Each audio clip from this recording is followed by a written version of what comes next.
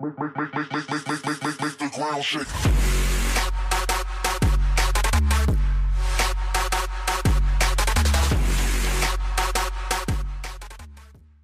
Hello and welcome to 3 from 1. This time with KamilEater from Oops in DSL, or from Fame in World Tanks, of course. And all of you, I hope you have a good vacation. Vacation is now over and it's time for some more replays. So, what has he brought us today? Well, he sent me this 50 TP prototype and it's on Glacier. So I'm looking very much forward to it. I haven't really tried this tank myself, but I have heard some decent things about it, so we'll just have to see. And while he goes to the middle, we can talk a little bit about the stats. It has a DPM in 1938, a rate of fire is 4.23, the aim time is 2.88, dispersion 0.38, penetrates 218 and 245 and has 440 damage. Health is of course 1500 and it has 380 meters of view range. So stats wise it should be pretty decent. Shoots APCR as gold or premium ammo, and let's see how good that accuracy is. I heard a lot about it, so we'll have to see. As I said, I haven't tried myself. If you're the proud owner of this tank, put your opinion in the comments below. And that was a 427 roll on the LTTB. Of course, it doesn't really have any armor, it's a scout. So. And he spotted the 201. I do like the gun depression, it seems to be quite sufficient. He also bounced a shot from the 201. I like the position Kamil took here. Don't think he have a lot of choice. Of course he's top tier, which is always good. But this is always a kind of hectic place. It is possible to find some kind of cover behind the rocks. And of course there's only one already. I really never ever did anything else besides going here or pretty much at the shipyard. Which the other day discovered you can actually go over the ice and drown. So, there you go. Never too old to learn new stuff. The VZ do manage to penetrate him, and also T44 comes up high. So it's definitely not bulletproof. I don't really think Kamil has a lot of cover here. I mean, got the Churchill, T3485. They decided really not to push much further than the 0 line, so they didn't go out the K line or anything. So, well, A43 is coming. But if the other team decided to push around that way, he would be in a world of hurt. Unless he can get away, of course. Judging by the way Kamil is relocating, maybe he has the same impression, or he's just gonna go see if he can farm that Tiger 1 for free. And he gets spotted. The other team seems to be pretty static, they don't really seem too keen on pushing. So we'll have to see. Goes up to take a shot. Tiger pens him, STR bounces him, and STR bounces again and again. So he bounced the full clip. Let's see if he can pen that 201. I think accuracy is pretty good on this one actually. Seems pretty snappy, if I may say. Here comes Colonel Sam. He's gonna spot some stuff. He's asking everybody to help while he pushes over entirely on their side. Which can probably be a good idea, but it could also end in tears. Meanwhile, Kamil managed to get up to 2100 damage. And a kill. I used to like the T-37, but then kind of metas changed and now it's kind of, if not worthless, at least not too good.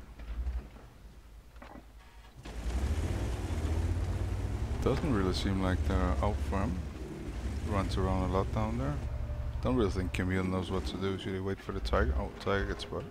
But so does the T-3485 in the direction he was looking. And he snaps a shot in. T-37 gets killed. And is not happy. Well, don't know what to say. T-35 is taken out and Kamil decides to push up to the top of the world. Who can blame him? Seems to be where all the good damage is waiting now for HP.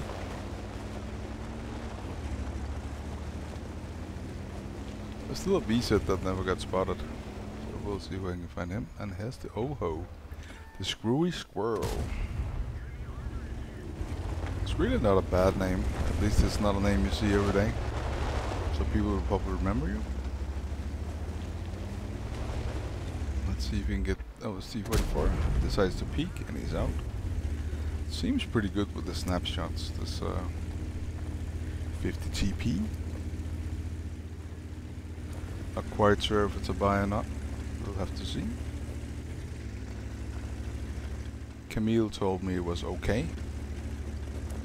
But he's a ESL player, so it's always kind of hard to judge.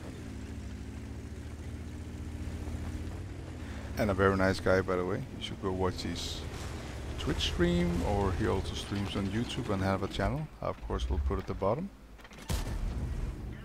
And 460 into the Oho. That's a decent shot. Oho returns the favor with 22 damage. And he's out. The reload time at 11:23 is a little bit too long for my taste, but besides that, it actually seems to be a decent tank. I wouldn't say overpowered because it's only tier 8, so we haven't really seen it with higher tiers. But here, of course, when it's high tier, it's pretty ruthless.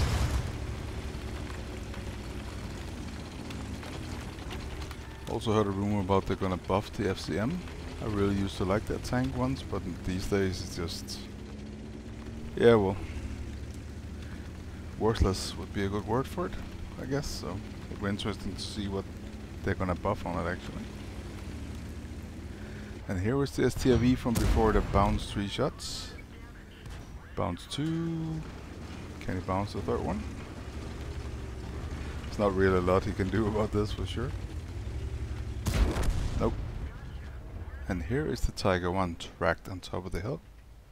Pretty sure he can expect a telegram from Mr. Kamil saying, "See ya!" Yep, he's out. Definitely so. And there was the KV2 right on cue. He shouldn't really be any problem. Kamil decides to track him, of course, so he doesn't run away. He should out-reload him easily. Seems like the KV2 is just waiting for the exhale. And there he went. That was an excellent game to watch on Glacier with the new tank, so let's have a look at the stats.